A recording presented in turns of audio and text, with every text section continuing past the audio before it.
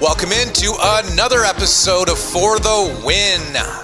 Back at it for some golf picks, Pebble Beach Pro-Am, and a little bonus LIV Golf Adelaide. A little 2-for-1 action, Paul. Woo-hoo. Coming off Adelaide, so they're in Australia. That's correct. Oh, no. Yep. Oh, okay.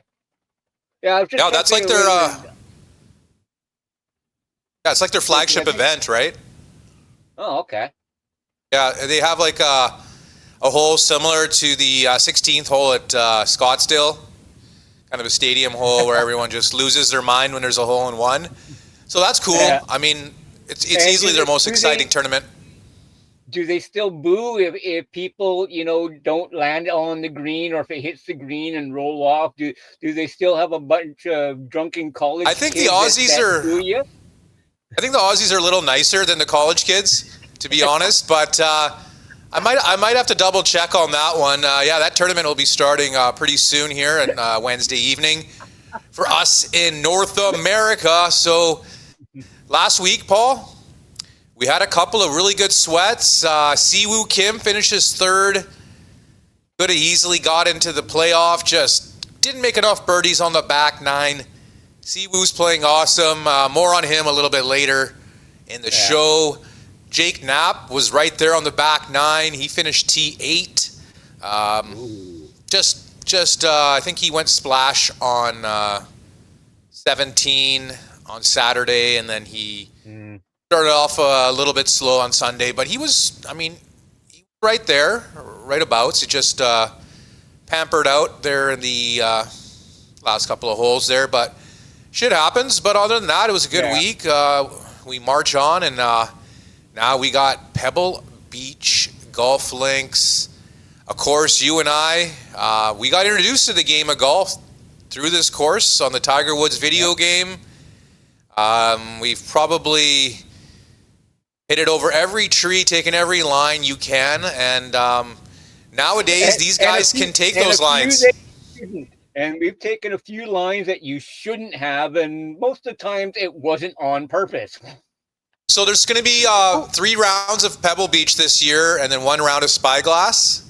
The Pro-Am will be over after 2 rounds. So Saturday, Sunday, just the pros. 80 guys, no cut. Not a fan of that. Why are they only using 2 courses? I was at the Pebble Beach Pro-Am. They use 3 courses, which Pebble Beach being, It's just because they reduced the size of the field. There's only 80 guys, 80 professionals, really? I should say. Yeah, and there's no cut, so it's basically like half of a field, right? So they don't need the extra course there. But I mean, Spyglass is an amazing course. Poppy Hills is an amazing course. Yeah. There's so many courses there that are worth playing. Even Cypress is like the top course out there. But it's just logistics. I mean, what are you going to do? It's the world of golf. They do what they want, and we just kind of live with their moves. But I mean, last year we had Rory McIlroy winning, and a lot of people didn't think this was his type of course. It is like the 3rd shortest course on the PGA Tour. So I mean, anyone can win on this course. We've seen bombers like Phil and VJ win here. We've seen, more journeyman guys like Ted Potter and who was it again? Vaughn Taylor. So just some odd guys here and there that can pop off. Tom Hoagie won a couple years back. It's the type of course where anybody can win it. It doesn't matter what type of game you are. Are you a bomber? Are you a marksman? Are you, anybody? The par 3s are tough though. Yeah, but even 7 when you got wind. Like I seen this one video of Tony Finau in a practice round hitting a driver on a 100-yard hole. That too. Right, so I think he barely got on. That was got on the green. Yeah. It's like, so I mean, here's a par 3 where you're normally taking a pitching wedge and you're getting on fine, and he takes a driver and can barely get on. If you don't think wind's a factor on some of these golf courses, well, then you haven't been playing very much golf. I think we're gonna get our wish. We're gonna have a lot of wind this week, according to the weather. It's supposed to be cold. It's supposed to be wet. I mean, it's Northern California in February, so you can't expect too much different. People think, oh, California, it's got to be, 80 degrees, like 25 Celsius for us here in Canada. It's not like that, but I mean, it's kind of the fun of it too, right? In the middle of February. Well, there probably would be some guys out surfing in the middle of February, but normally for most people, you're gonna have some bodysuits on out there. You're definitely not going in there commando. But yeah, so I got 4 picks for Pebble Beach. We're gonna kick it off with a guy we took last week. He gave us a good scare. We're going with Siwoo Kim. Woohoo! Back at it, 27-1. Got a good number. His number's dropping now. And let me see, Siwoo, I think he's had like 3 straight top 10s. Just probably playing the best golf of his life. So just going to ride that train, ride that pony. His top 20 is minus 134 for his top 20. A little bit of juice to swallow, but there's only 80 guys in the field. So he's really only got to beat 75%. I think he can do that and then some. So I'll be laying the juice with his top 20 minus 134. Also, I'm going to be going with Ben Griffin at 40-1. Won 3 times last year. Kind of had his breakout season, and he added a lot of length. And he was traditionally known for his putting, and he's been kind of under the radar this year. No one's really talking about him.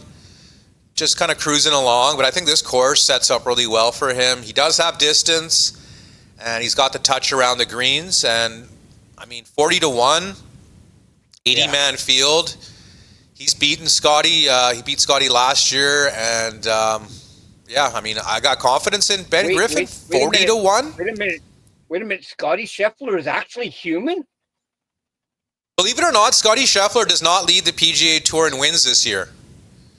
He only has a measly 1 victory. Chris Gotterup has 2. So get your shit together, Scotty. Griffin's top 20 is even money, plus 100. Oh, really? So yeah, I think that's a good price for him. Yeah. Next up, we're going with another Woo. We're going with Min Woo Lee.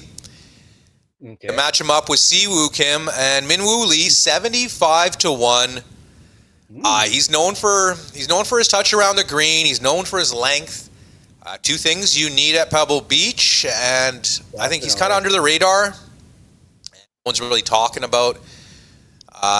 He calls himself Dr. Chipinski or Chef Min because he likes to chip the ball in, and he's got a really good touch, and he's a good character. So I'm going to roll with Min Woo, 75-1. Bit of a long shot. His top 20 is plus 160. I think that's pretty solid. Nice.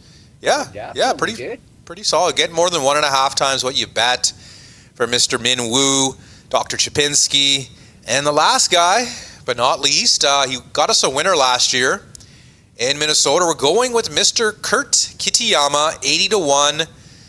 Another guy who's long off the tee.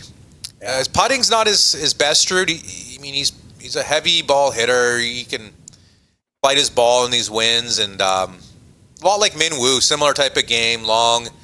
They can fight their ball, play good in the wind. So taking Kurt at 80-1, his top 20 plus 175, almost 2-1.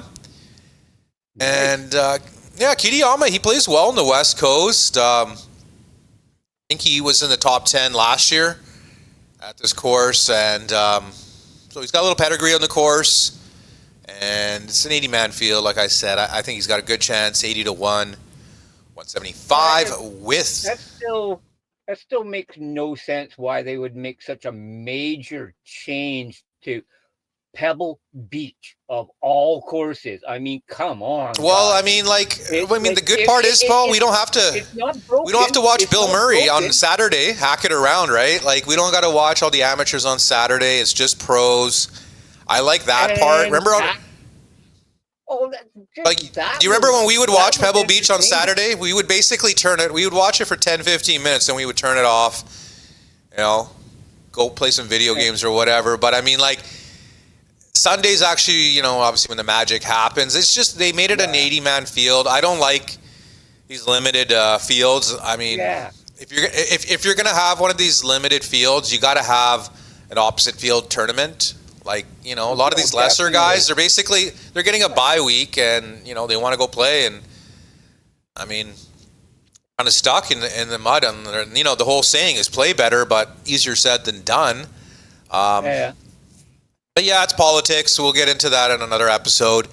We'll go on to LIV Adelaide. Got 3 guys that I'm taking for this tournament. I'm trying to remember who won here last year. I think it was Wako Neiman won here last year. He was in a battle, I think, with Abe Ansard, a few other guys. But course isn't that tough. It's going to be a birdie fest. I'm going to roll with my first pick with another newcomer to the LIV golf scene. Last week we had the Aussie Elvis Smiley. He won. He was 80-1, and he won in his debut LIV Golf there in Riyadh. And then we got Ben On. He's a new member of LIV Golf, so I'm going to go with that theme. Getting him at 30-1. He's the captain of Korea Golf Club, formerly known as Ironheads. So yeah, we're going to go with Big Benny. Obviously, he's only got to beat 56 guys in this field, and a really top-heavy field. He played pretty well at Riyadh. I think he finished in the top 10. So let's see if he can make some putts. He's known for his length. Former U.S. amateur champion, Ben On.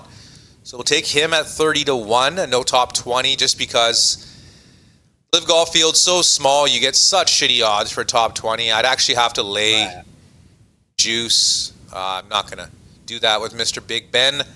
Next up, we're going with a youngster, Jose Ballester. He's on Sergio's team, the Fireballs, a young Spaniard, another U.S. amateur champ. So that's 2 for 2 are our picks for LIV golf. Getting him at 40-1, I think that's really good value. Oh, yeah. He's probably the longest hitter on LIV golf. He's kind of wish he was on the PGA Tour. I mean, he's infamously known for what he did at Augusta last year, and the guy had to take a leak, and you know he didn't see the porta potty, and you know he had to go. And he does what most guys would do. There's a tree. Yeah. Let's pee on it. There's no way. Big deal, people. There's no way he's the first guy to do that, right? There's obviously guys that are members there that do that too, right? But it's just funny because, you know, you see him playing, and then you see him disappear, and then he goes into the woods and he comes back out and he's kind of buckling his belt, and people are like, "Oh my God, like, oh, like, what is he doing?" Right? It's like, when you gotta go, you gotta go. I mean, yeah, but I mean, I think it's funny. This is always going to follow him, but. Social media. Every idiot with a smartphone. Ooh, what's that? Ooh, well, you can't have phones at Augusta, unfortunately. But yeah, it's funny scene. And last guy of my 3 picks for LIV golf, we're going with Harold Varner III, HV3, a guy who just pops up out of nowhere. He played fairly well at Riyadh. Finished in the top 20, top 25, I believe.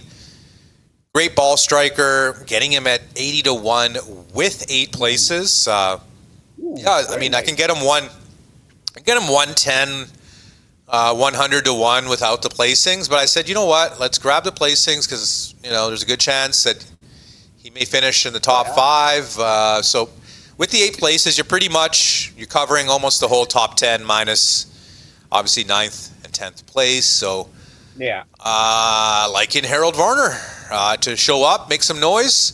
LIV Golf Adelaide. Pretty sure he played pretty well last year. It was either last year or the year before. So let's see if HV3 makes some noise in LIV Golf Adelaide. We'll do a quick recap before we sign off for our episode here, Paul.